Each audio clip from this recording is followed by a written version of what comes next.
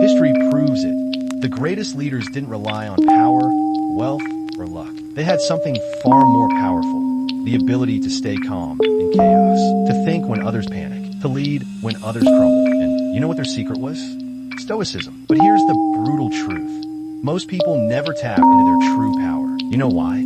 Because they've never trained their minds for it. That's why they break under pressure. But you won't. You're here, watching this, because you're ready to build a mind that cannot be broken. By the end of this, you'll have a mindset that makes stress and fear powerless, a framework for making rock-solid decisions, the secret to commanding respect without demanding it. And here's the best part. Once you learn this, no one can take it from you. So if you're ready, let's begin. Part 1. The leadership crisis. Why most people fail to lead. Leadership today isn't just tough, it's a battlefield. We're living in an unpredictable age where uncertainty, unrest, and chaos have become a norm. One wrong move, and you could spend a lifetime regretting it. The pressure to keep everything in control, unforgiving. That's why most people don't even try. But here's what no one tells you. True leadership isn't about controlling the world. It's about controlling yourself. And do you know what that really means? Stoicism. This philosophy wasn't built for comfort.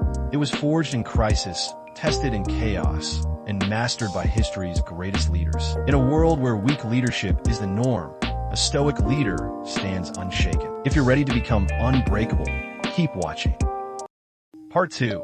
The Stoic mindset. The foundation of unshakable leadership. Most people waste their strength fighting battles they were never meant to win. They drown in opinions, obsess over outcomes, and let fear dictate their choices. And that's exactly why they break. Marcus Aurelius, a man who ruled an empire through chaos, understood the truth.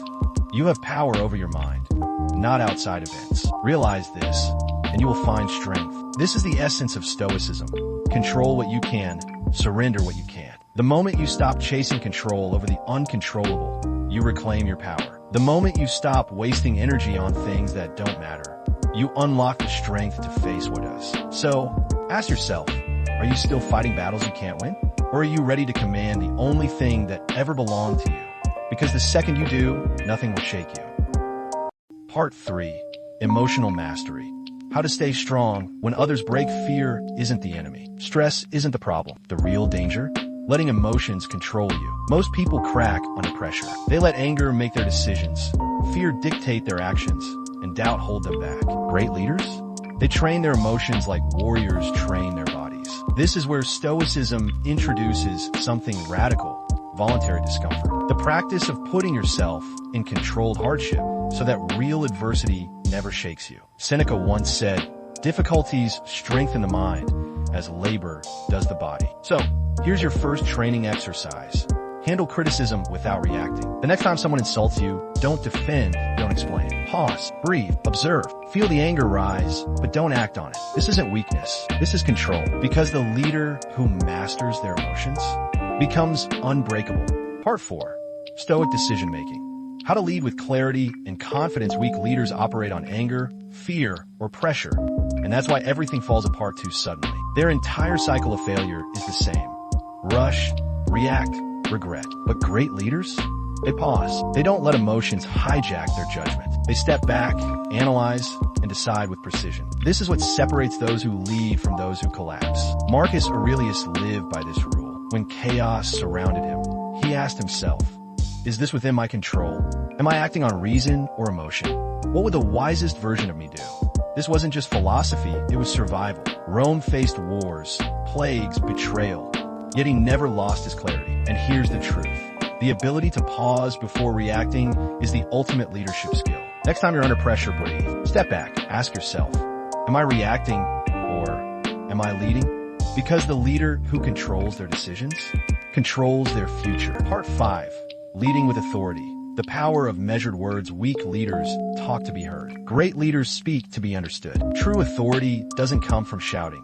It comes from precision. The most powerful people in history weren't the ones who spoke the most. They were the ones who spoke the wisest words at the right time. Marcus Aurelius, Seneca, Epictetus. None of them wasted breath on empty talk. They removed ego from their words. No boasting, no unnecessary opinions, just truth. Here's the challenge.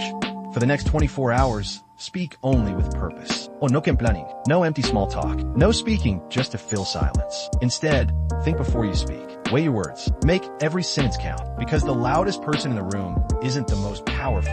The one who speaks with wisdom commands respect. Your leadership journey starts now. It's your turn. What's the biggest leadership challenge you've faced? Drop in the comments. I read every single one. If this video gave you something to think about, hit that like button.